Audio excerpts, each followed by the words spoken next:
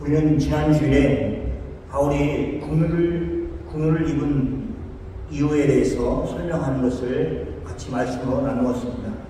바울 사도는 디모데에게 자신이 하나님께 국문함을 입은 이유를 말하였습니다. 그 이유는 전에 예수님을 알지 못하고 행하였기 때문이라고 하였습니다. 이 말 속에 이런 뜻이 들어있습니다. 예수님을 알고 행하였던 사람들은 국문하심을 입지 못한다는 의미가 달려있습니다. 전에 알지 못하고 행하였던 것, 과거에 지었던 죄, 과거에 행하였던 불의에 대해서 하나님께서 긍휼을 베풀어 주셔서 그 죄를 사하여 주셨다는 그런 의미가 있습니다. 또 하나님이 사도 바울을 구원하신, 긍휼히 여기신 이유가 하나님이 자신을 본보기로 되게 하시려고 하셨다고 말하고 있습니다. 이 말씀을 언뜻 보면은 듣기에 바울이 긍휼하심을 입은 후에 나은 삶을 살고 있어서 사람들의 본보기가 되었구나 이렇게 생각을 할 것입니다. 그것이 하나님의 뜻이구나, 그리고 하나님의 뜻이 이루어졌다는 것이 사울을 통해서 보여주는 것이구나 라고 그렇게 이해할 수 있습니다. 그러나 바울은 자신을 죄인 중에 괴수라고 그렇게 말하고 자신을 용서하시고 하나님이 일꾼으로 삼으신 그것이 본보기가 되었다고 얘기를 하고 있습니다. 자신이 본보기가 아니라 자신의 케이스가 하나님께서 어떻게 일하시는가, 어떻게 긍휼을 베푸시는가, 어떻게 하나님의 사랑이 크신가 하는 것을 볼 수 있는 그런 본보기가 되었다고 말하고 있습니다. 우리는 예수를 믿고 하나님의 긍휼하심을 입은 사람들입니다. 삶 속에서 하나님의 긍휼하심이 이처럼 얼마나 큰가 하는 것을 보여주는 그런 삶을 살도록 부름을 받은 사람들입니다. 긍휼히 여기시고 우리를 구원하신 이유는 우리를 구원하시기 그것만을 위해서 우리를 구원하신 것이 아닙니다. 우리를 구원하신 이유는 나를 통해서 다른 사람들을 구원하시려고 하시는 그런 계획을 가지고 계십니다. 그것을 깨닫는 사람들이 성숙한 신앙인입니다. 2025년에는 이런 복음의 뜻을 헤아리고 다른 사람들을 구원하기 위해서 하나님 나를 부르셨구나 하는 것을 실천하는 여러분이 다 되시기를 축원합니다. 6장 6절에서 8절까지를 중심으로 아무것도 가지 못합니다 라는 제목으로 말씀을 드리겠습니다. 첫 번째, 족한 줄을 알아야 합니다.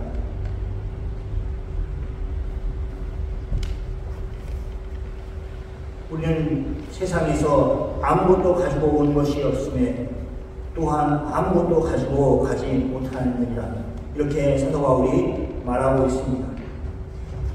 디모데전서에서는 아무것도 가지고 오지 않은 것에 대해서 강조점을 두고 있지 않습니다. 태어날 때 적신으로 태어나는 것을 상기시켜 주는 그런 의미가 아닙니다. 그보다는 아무것도 가지고 가지 못한다는, 즉 죽었을 때에 아무것도 붙들고 갈 수 없다는 것을, 즉 우리의 미래에 대해서 그렇게 말하고 있는 것입니다. 이 상식적인 말을 깨닫고 삶에 실천하면서 살아가는 사람들이 적습니다. 마치 세상이 영원한 것처럼 그렇게 살고 있는 사람들이 많습니다. 광고들이 그렇게 사람들을 만들고 있습니다. 100세 시대라는 말이 확 들어가서 이제는 사용하지 않습니다. 100세 시대라고 하는 말이 처음 나왔을 때는 긍정적인 의미로 참 우리가 100세까지 살 수 있구나 이렇게 다 꿈을 꾸었습니다. 조금 지켜보니까 100세까지 사는 것이 문제가 아니라 건강하게 살려고 하면 정말 어렵구나. 또 심지어는 어른들은 100세까지 어떻게 사냐, 이렇게 외롭게 어떻게 사냐, 이렇게 말하는 사람도 있습니다. 그렇지만은 광고는 여전히 우리에게 영원히 사는 것처럼 그렇게 꾸미고 있습니다. 이것만 하면, 이것만 먹으면, 이렇게 꾸미고 있으면 그렇게 건강하게 오래오래 살아간다고 얘기하고 있습니다. 그러나 그렇게 살지 못하고 있다는 것을 우리가 알고 있습니다. 그러니 그런 곳에 에너지를 소비하지 말라고 말하고 있습니다.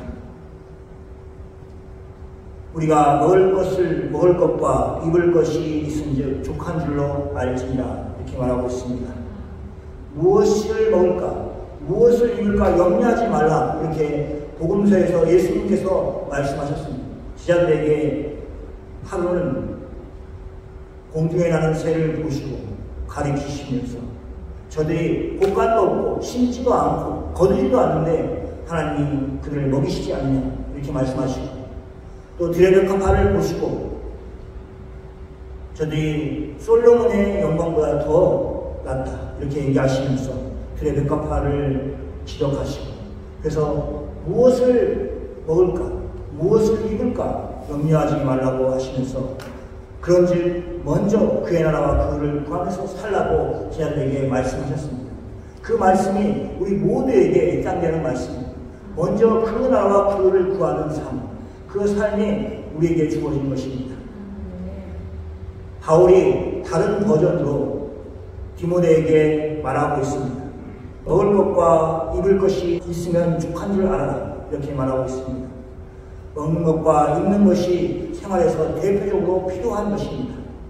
자신의 생활에서 필요한 것들을 채우면 그거에 너무 많은 힘을 쓰지 말라는 것입니다. 그것이 채워지면 족한 줄 알고 다른 곳에 힘을 써라는 말씀입니다.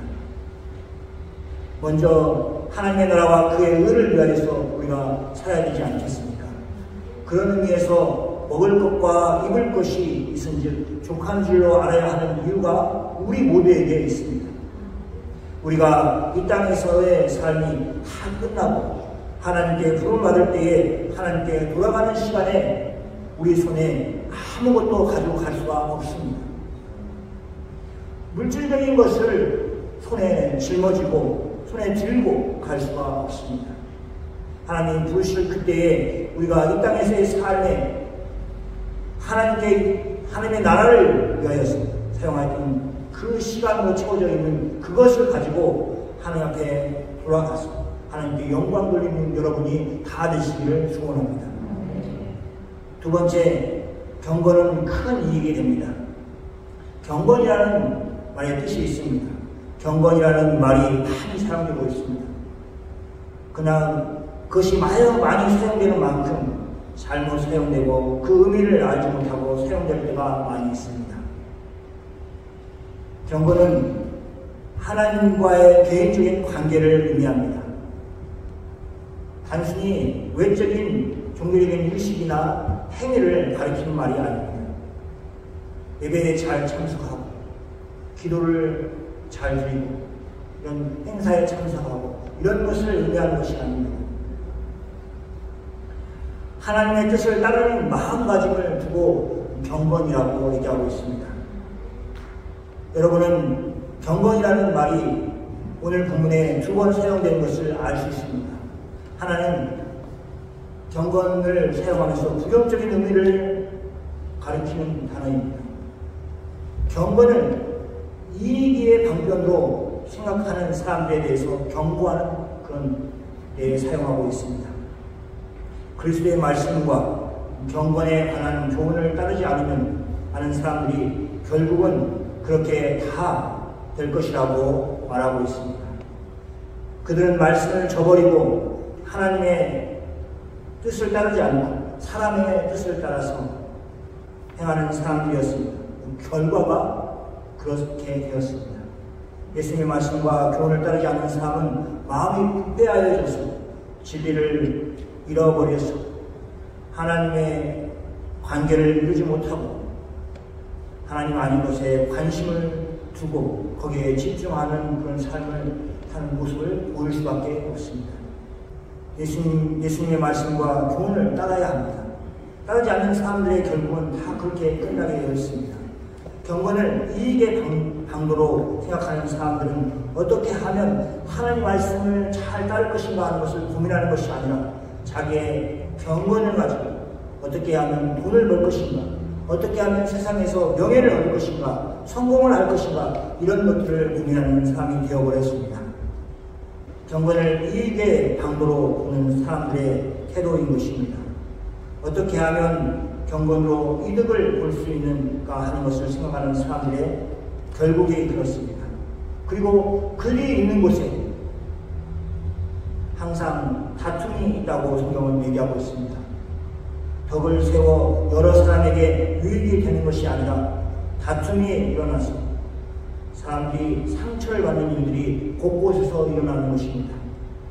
이익을 추구하는 사람들이 만들어내는 결과가 다툼입니다. 그런데 사도 바울은 다도 다른 경건의 모습을 보여주고 있습니다. 경건은 큰 이익이 된다고 그렇게 말하고 있습니다. 자족하는 마음이 있으면 경건은 큰 이익이 되느니라 라고 사도 바울이 말하고 있습니다. 자족하는 마음에서 나오는 경건이 개인에게 이익이 되고 또 공동체에게 이익이 된다는 것을 뜻합니다. 사도 바울의 지적한 것은 물질적인 것에 마음을 두지 말고 물질로 인해서 만족하는 삶을 추구하지 말고 하나님께 소망을 두고 살라고 그렇게 말하고 있습니다. 하나님께 소망을 두고 사는 사람은 하나님의 뜻을 따르는 것에 관심을 가지고 있는 사람입니다. 그 이외의 것에 대해서는 덜 관심을 두고 살아가는 사람입니다. 예를 들면 정치에 너무 많은 관심을 가진 것도 그렇고 또 좋은 것에 명품으로 꾸미려는 것도 그 중에 하나입니다. 하나님의 뜻에 따르기 위해 관심을 가지길 바랍니다. 하나님을 잘 섬기는 것이 우리 그리스도인의 목표입니다. 하나님을 잘 섬김을 인해서 물질적인 복을 하나님부터 받는 것은 하나님께 감사할 일입니다. 그렇지만 하나님을 잘 섬긴다고 해서 하나님께 물질적인 복을 받는 것이 꼭 아닙니다. 물질적인 복을 누리고 살 그런 많은 사람들이 그런 경우가 없습니다. 하나님을 알고 우리를 구원하신 예수님이 있다는 것을 알고 그것을 받아들이고 그 안에서 기뻐하면서 살 수 있는 여러분이 다 되시길 바랍니다. 우리가 먹을 것과 입을 것이 있은즉 족한 줄 알 것이니라 라고 하는 사도 바울의 가르침을 우리가 명심하고 2025년에는 사시는 여러분이 되시기 바랍니다. 오늘 말씀에는 우리가 세상의 삶을 마치고 하나님께 돌아갈 때 아무것도 가지고 가지 못한다는 것을 되새기는 그런 시간이었습니다. 우리가 모르는 일이 아닙니다. 그거를 누가 모릅니다. 태어나서 공부를 좀 하다 보면 그런 것이 곳곳에 놓여 있어서 세상 끝날 때에 아무것도 가지고 갈 수 없구나. 그렇게 다 알고 있습니다. 그렇지만 이렇게 성경에 끊임없이 이런 말씀들을 가지고 우리가 세상에서 무엇을 가지고 갈 수 있는 것처럼 생각하는 그런 것을 버려라 라고 말하고 있습니다. 왜 그러냐 하면 우리가 무엇인가 가지고 갈 수 있는 사람처럼 살고 그렇게 생각하고 있기 때문에 그렇습니다. 세상의 유혹에 빠지지 쉽고 그 유혹에 빠지면 영원히 살 것 같기도 하고 또 그것을 누릴 수 있을 것이라고 그렇게 생각하고 있습니다. 한국인들은 좀 다릅니다. 세상에 무엇을 가지고 갈 수 있을 것이라고 생각하는 그런 한국인들이 적습니다. 그래서 어떻게 하냐면 자녀를 위해서 물질을 썼습니다. 내가 죽을 때는 아무것도 못 가져가지. 하지만 내 아들이, 내 딸이 그것을 누리고 살 수 있다. 이렇게 생각하고 그들을 위해서 잘 쐈습니다. 후손들이 그것을 가지고 잘 살 것이라고 생각을 하고 있습니다. 그런데 자신에게서 연장되어 있는 가족이라는 테두리, 또 그가 더 집안이라는 테두리 이렇게 넓혀가면서 그렇게 생각하다 보면 우리가 놓치는 것이 있습니다. 이웃의 가난을 볼 수가 없습니다. 이웃의 필요를 볼 수가 없습니다. 가령 이웃의 가난을 보아도 선뜻 그 이웃을 도울 수 있는 그런 마음이 없습니다.